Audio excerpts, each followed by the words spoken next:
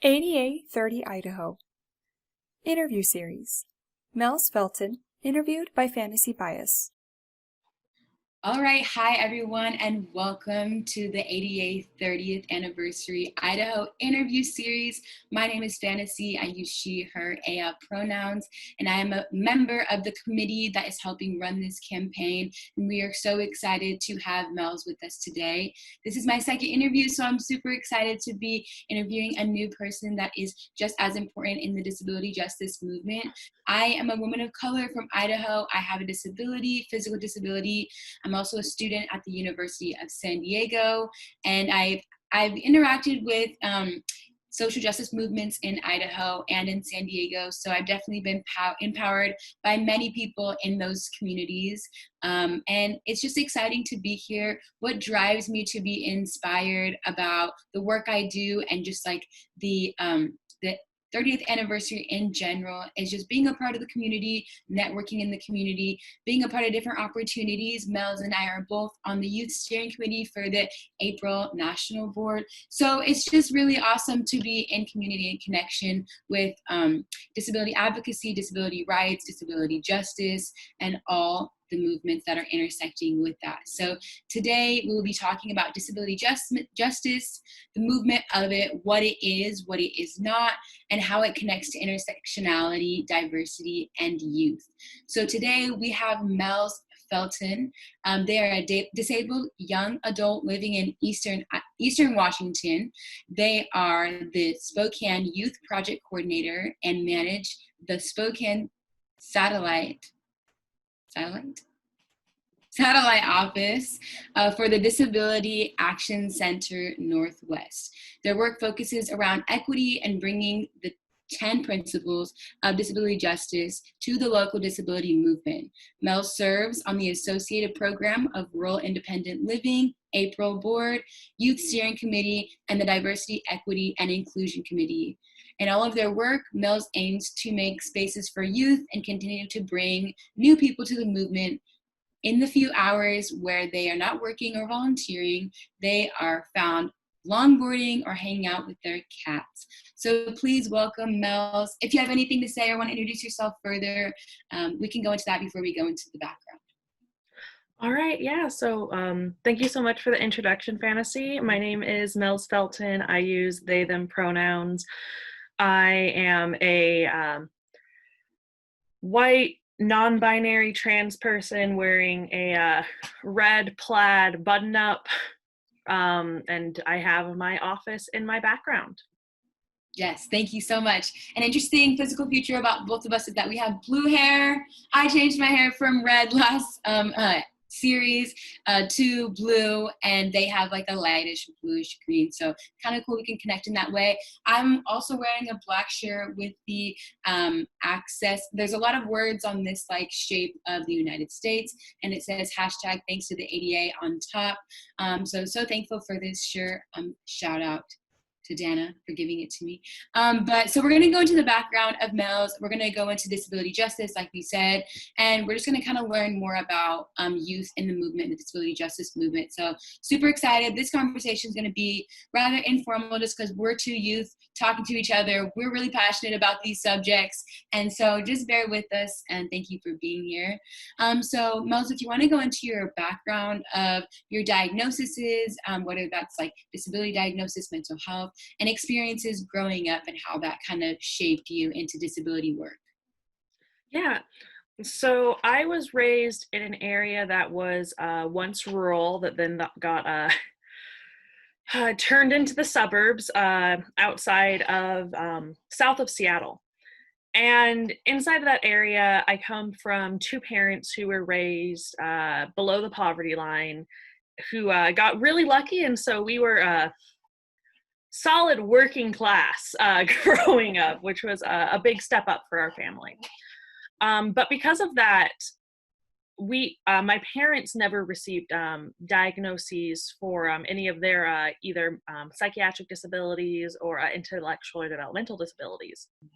And so when I came along, it was like, oh yeah, we have these symptoms. This child has these symptoms. No, this child doesn't have a disability. And so I went through the majority of my education as a young person without an IEP or 504. And school was an incredible struggle. But during my junior year of high school, my disability finally showed a physical symptom that people could see, and specifically coming through with intense migraines, the first one lasting for 2 months. And I was actually taken out of school for those 2 months before I was put back into the classroom. And that was when I got my 504. And then this amazing thing happened. The end of my junior year and senior year, my grades went up for some reason now that I had my accommodations. And then I was the first person in my family to graduate from high school, and then go on to a 4-year education. And thank you. And so when I went on to my college education, I had accommodations from the very beginning. And I went from, I think I graduated high school with maybe a 2.6. And when I went to college, I graduated with a 3.7. Wow. And so just showing what those accommodations really do. I had the extended test time. I had medical exemptions. If I ended up in the hospital for a migraine, I could get an extension on my homework. Or if I was having one of the things with my one of my diagnoses that I got now, most of my diagnoses didn't come till I was older, but with my borderline personality disorder, I go into sometimes manic or depressive or even psychotic states. And it's really hard to get things done during those, surprisingly. But I was able to get those accommodations, and it was in college where I really started seeing the disability movement and everything that came from even years before all the work that went in decades before the ADA was passed to eventually get the ADA, and then how that changed life for me. I'm 25 years old, so I'm part of the ADA generation. I have never been alive a moment without the ADA. And I think a part of that, though, is as someone who fell through the cracks for so long as a disabled person, but never got those diagnoses until I reached my 20s, both of which the autism diagnoses and the borderline personality diagnoses, it really showed, like, even with the ADA and all of the amazing work that's been done, there's still so much more work to be done. And so that's what brought me into the current work field that I do now. I work for a Center of Independent Living inside of Spokane, Washington, the Disability Action Center. We are a small satellite office. There's just 2 people working in it, but we have a lot of fun up there. And by fun, I mean we work a lot. But we look at this idea of disability rights, which is really what the ADA is founded on. It's like, we need to have these rights in order to be equal. But for my whole life, I've had these rights, but I haven't always had access to them. And that is coming as a person with some extreme privilege in my background. I am white. Both of my parents are white. I don't think they would have got the same, I know they wouldn't have got the same opportunities to escape poverty if they weren't. My father's story of pretty much escaping poverty was getting into the Air Force, but the only reason he got into the Air Force is because he harassed the officers every single day until they let him take a test. And as we've seen throughout I can't even say the last few years, just as we've seen through the last few months, there is such inequitable treatment and the privilege that comes with being white.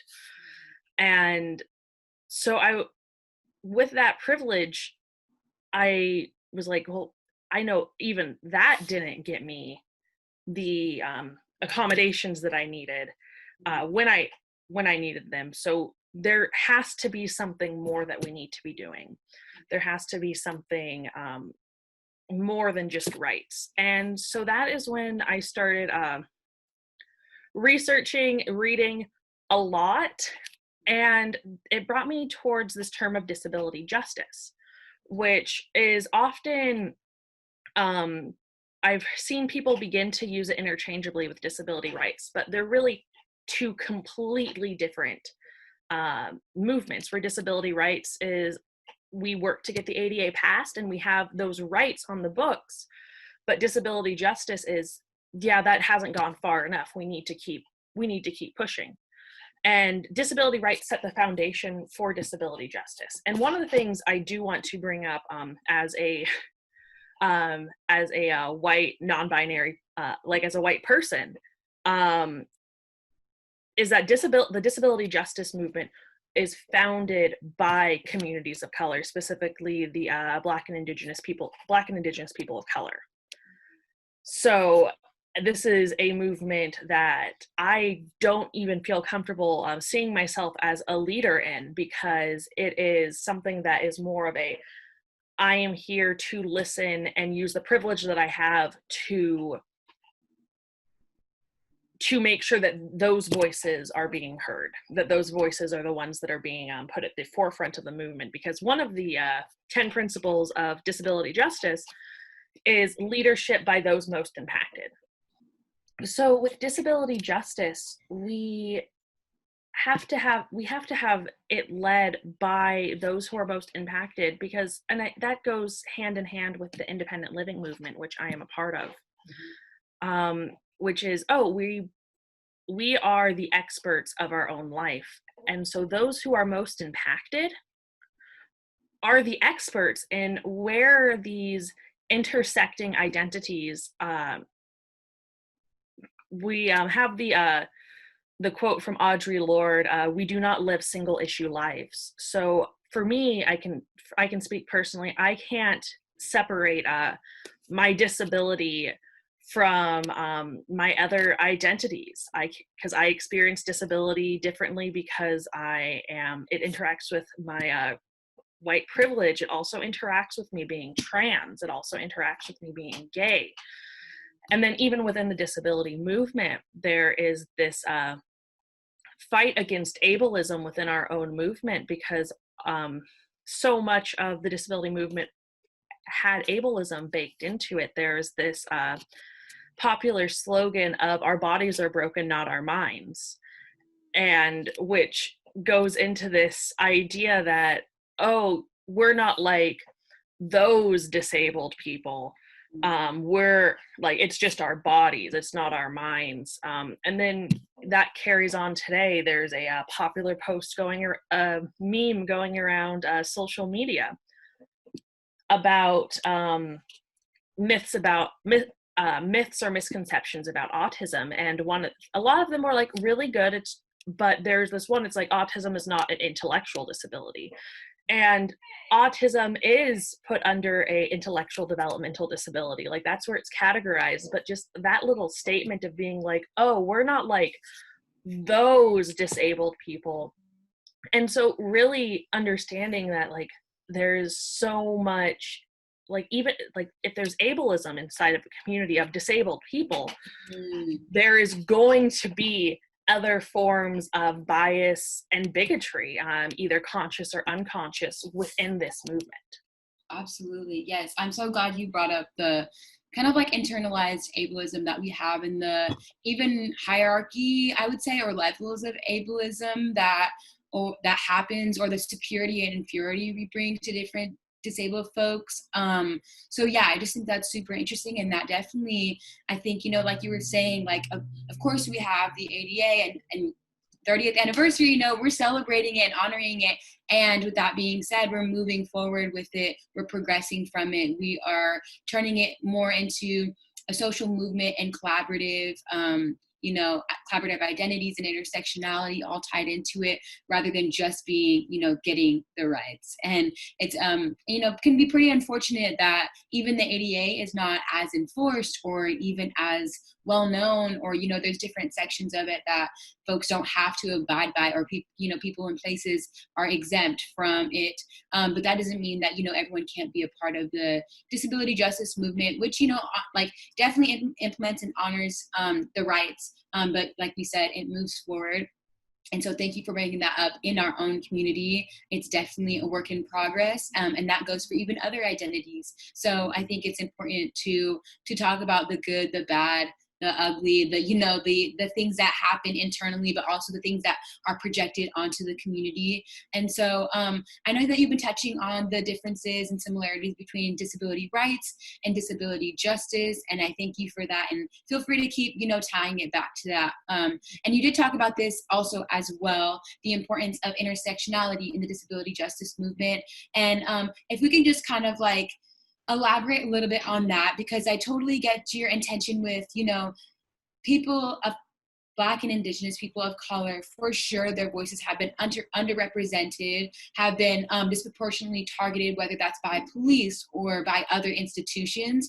And it's interesting to find the balance of like putting folks at the forefront who have been marginalized or underrepresented, and not making them do all the work, right? And not being like, oh, well, it's your problem, not mine. So like, you know, the intersectionality piece, it definitely brings up voices, certain voices that have been pushed down, but it also, I think, adds like almost like it also needs like a network of supporters, allies, accomplices that are also willing to do the maybe even like physical forefront work, right? So even non-disabled people, not like white non-disabled people, for sure, you know, cisgender, you know, what, like the many privileges you hold, the more I think at the physical forefront you probably can be, because it's not really safe for the most marginalized to be like demanding certain things or taking down certain statues, or even, you know, like in the disability rights movement, a lot of folks did do the physical labor and, you know, were arrested and didn't really have the,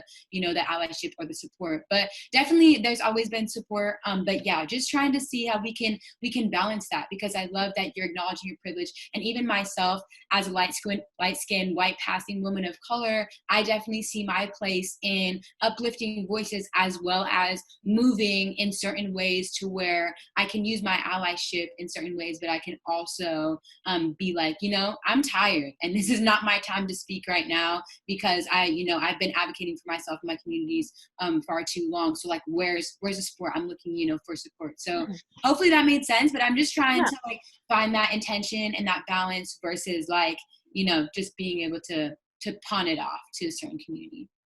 Yeah, and I feel like that one of the things that I talk about when I'm presenting to people about privilege is I start off the conversation with, this is going to be uncomfortable. And I do want to bring that a little bit into this interview for those watching, listening, reading. Talking about privilege is uncomfortable. And if it's not uncomfortable, you're probably not talking about it in the ways that it needs to be talked about. And one of the things with that I challenge people with is finding peace within that discomfort.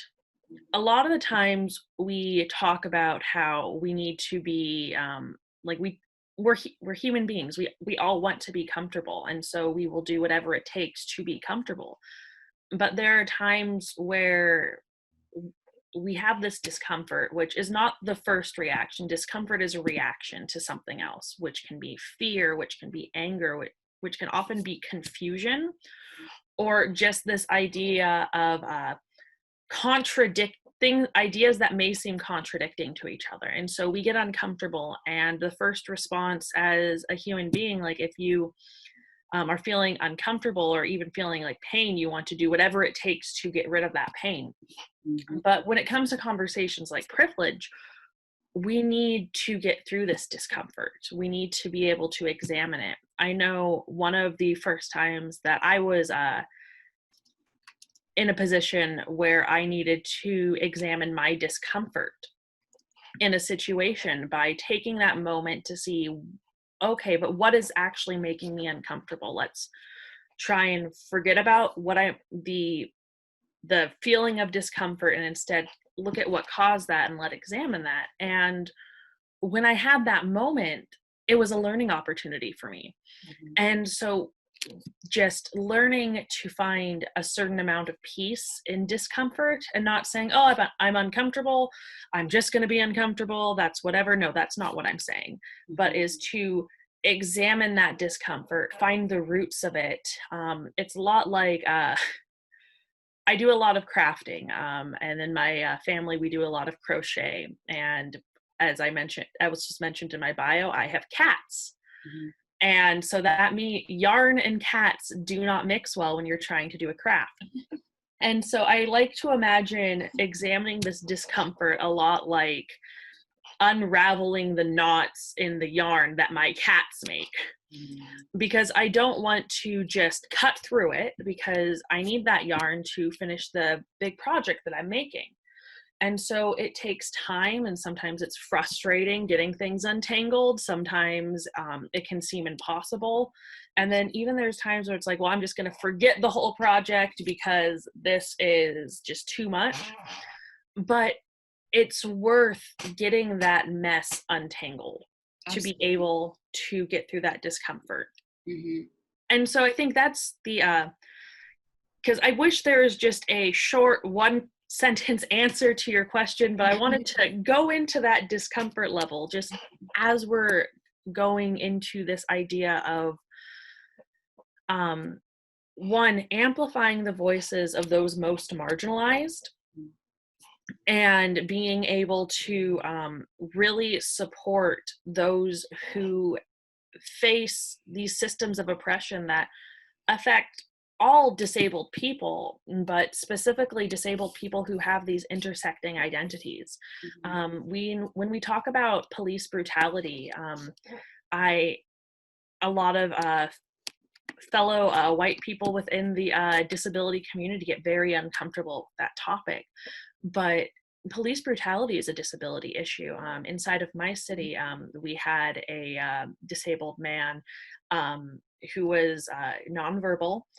And because he was nonverbal and could not comply with giving police the information that he needed, he died. He was suffocated.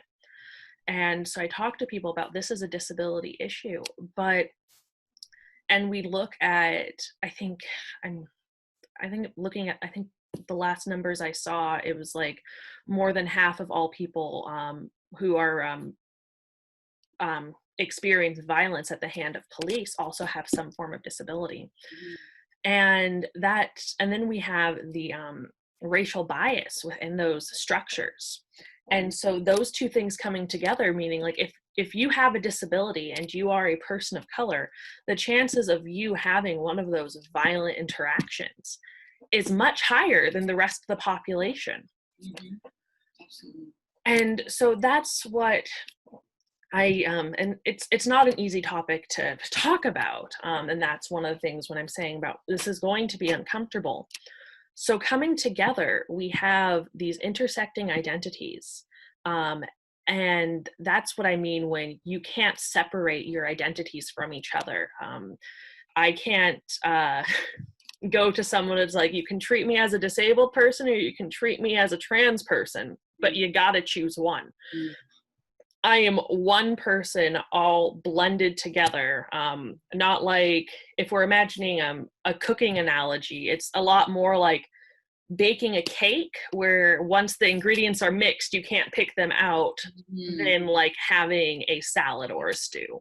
I love that. Are you kidding? Oh my gosh. That's like my favorite thing now. I'm like, you can't take the flour out the cake. You just gotta eat the whole thing.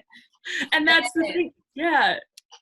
Yeah, thank you so much. I think that speaks on the intersectionality piece of the disability justice movement, because I don't know if in the ADA intersectionality was used, or, I don't know if they were thinking that far back when they were passing it, but I think it's good for the disability justice movement to bring light into that. So I think that's that justice aspect in contrast to the rights aspect. So we're going to move into how youth can get involved in the disability justice movement, since youth are on the rise. Even, like older folks listening to this, I'm sure there's solidarity in wanting young folks to pass the baton off to uplift, to support, as well as, supporting our elders, supporting our middle-aged people. And youth can literally go from like 0 to whatever number you want to choose.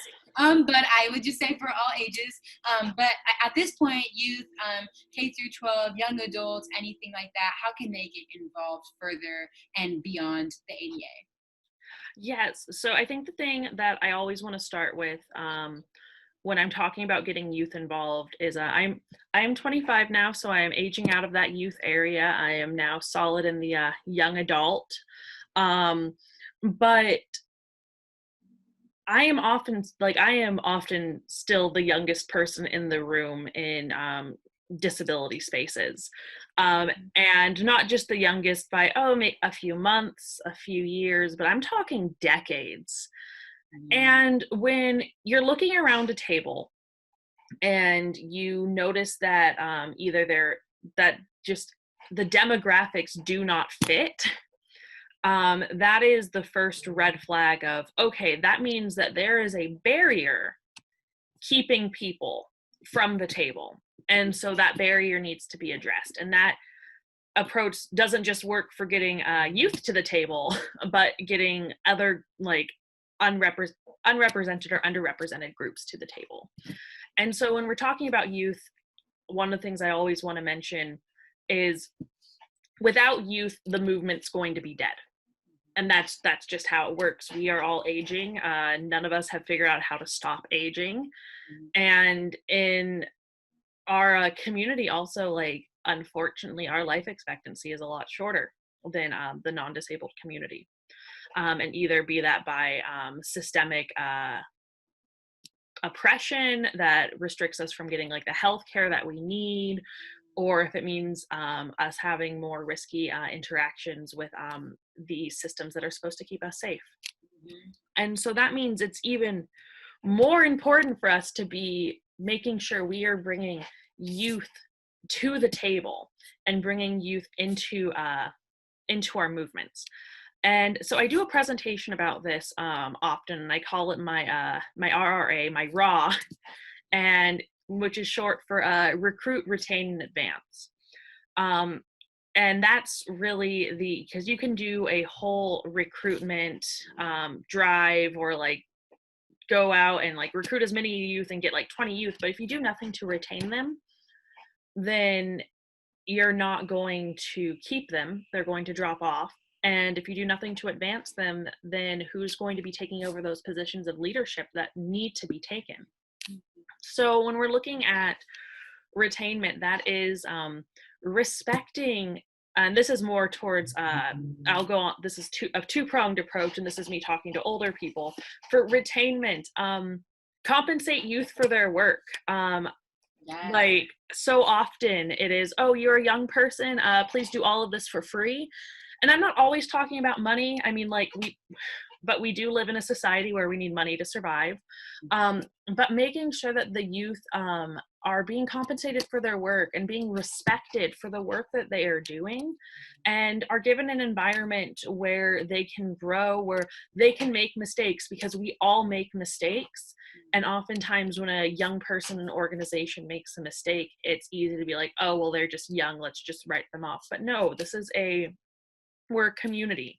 One of the things that I love about disability justice is this idea that that every person's life has worth, and that worth is not based on what they can give to a capitalist society, of what like their ability to quote unquote work is.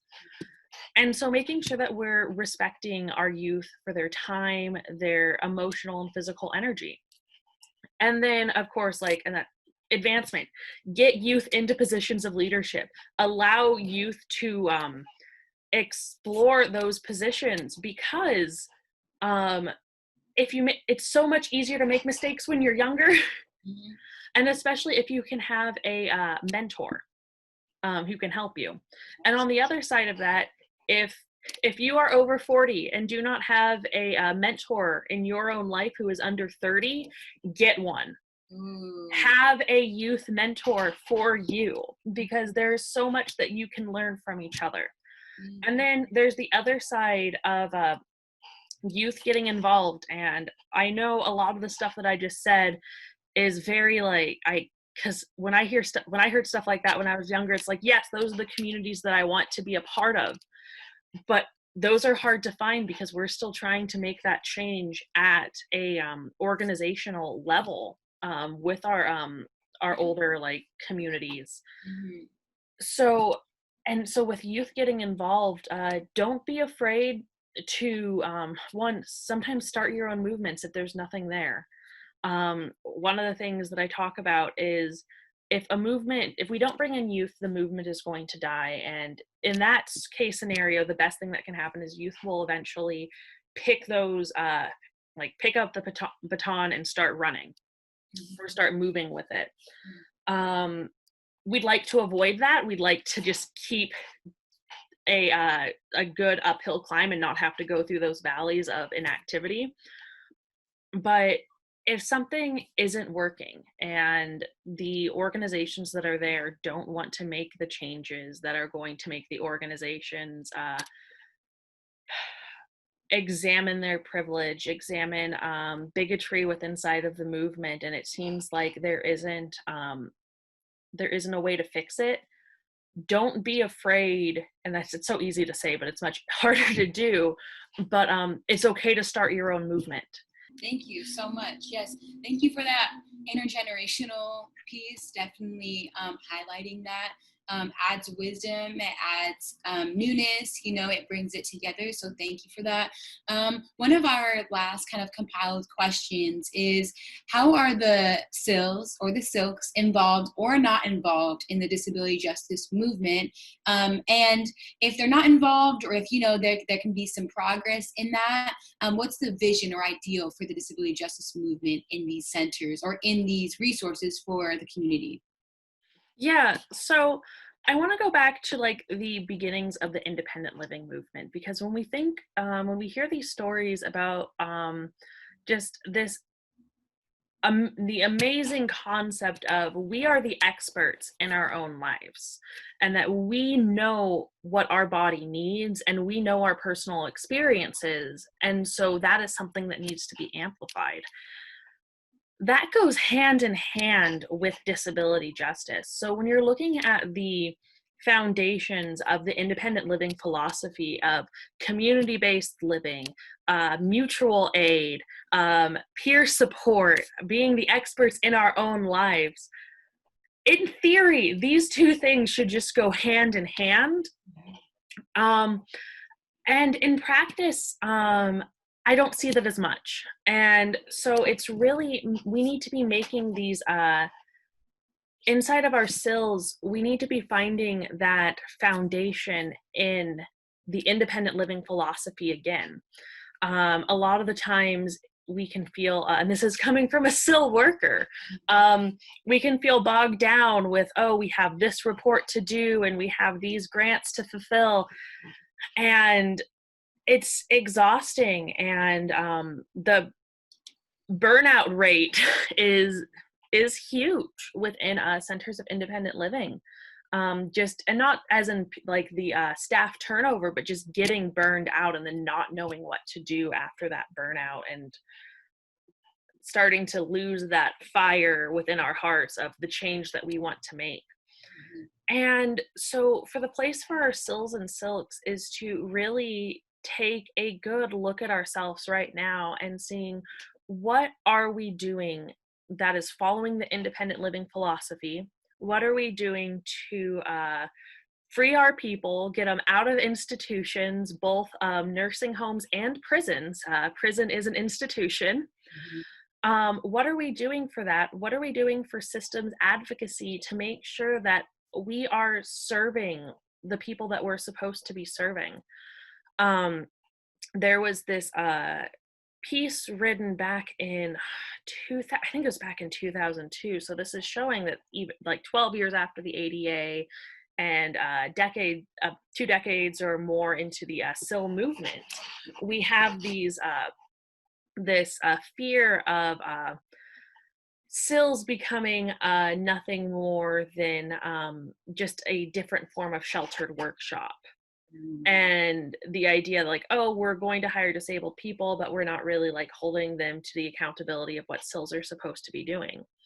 And it's like, oh, maybe we're doing a little bit, but the independent living movement and philosophy is just such a beautiful like vision for our future. And so we need to be thinking outside the box. We need to be collaborating. And I think really the next step is, because the independent living philosophy and disability justice do go so hand in hand in so many different ways, improving our education on it. I talk to a lot of SIL workers about disability justice across the nation, and people are like, oh yeah, disability rights. And I'm like, no, completely different. Yes, they are the stepping stones, but they are separated by a lot. And it's a jump that we have to be making, is into this disability justice. So we are serving our communities that are most impacted, serving our communities that need this resource. Like we've got the resources to assist, and we need to be making sure that these resources are getting to the people who need them. Absolutely. Yes. Thank you so much. And I think we talked more than enough about the awareness of disability community and experiences, and combating ableism, and talking about ableism, whether that's in our community or outside of our community. So thank you so much. And I do not want this to end.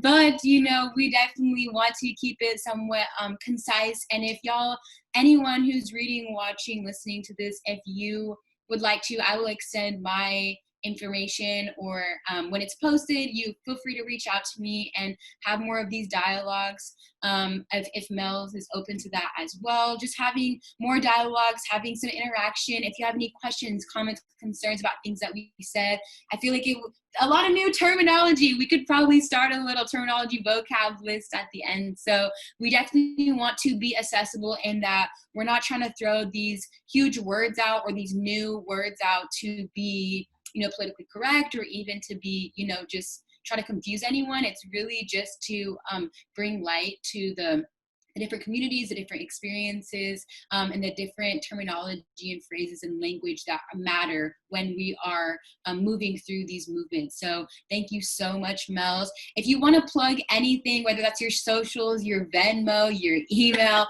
whatever that is, I mean, honestly, get compensated, right? But if you want to plug anything like that before we head out, feel free to, if you have any last statements, and then we can kind of do a closing.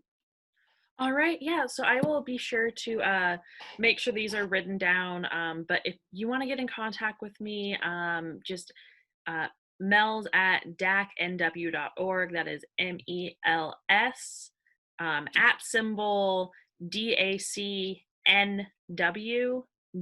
DACNW.org. Please email me. I'd love to speak more. I should probably be better at social media, but I just don't have time for it. And then I think if I could plug just one more thing is, like, use whatever media you have, whatever voice that you have, whatever you have access to amplify voices, and amplify those voices that are most marginalized, and making sure that that those who are most affected are heard. We have the ability to be the biggest human microphone out there, and so that's something that we really need to be doing. And also, self-care is important. Self-care is is one of the steps to preventing burnout. It's not the only step, and I don't mean self-care is something that needs to be commodified, but we're in a revolution, and there's so many different roles to play, and not everybody can be out on the front line. We have our artists, we have our healers, we have so many different people with so many different abilities. And give what you can, and take care of yourself and those around you. Yes. Thank you so much. Thanks for talking about that. Yeah, I low-key deleted my social media. We'll see how long that lasts, but I definitely need to take a break. I don't know about y'all, but I'm so grateful for y'all for joining us, watching, reading, listening, any way you were able to take in this information. We just want to thank you so much for being here. Thank you so much, Mels. Literally, I learned so much. I got energized for today, so I'm ready to go, just do all that I can do. I do also want to plug our social media handles as the Idaho campaign 30th anniversary. So please follow us on social media. Our Instagram, Twitter, and YouTube are all the same. It's at ADA 30 Idaho IDAHO. So ADA 30 IDAHO. That's our Instagram, YouTube, and Twitter. And then our Facebook is Idaho Hands Around the Capitol celebrating the ADA. This is where that will be posted. So I'm super excited to be able to interview, to be able to be in conversation with you, to be able to just be enlightened and empowered by everyone in the community. So thank you so much again. I hope everyone has an amazing day and hopefully watch the rest of our series. Thank you, Mels. See ya. Bye. A word collage in the shape of the United States with the word access highlighted and hashtag thanks to the ADA.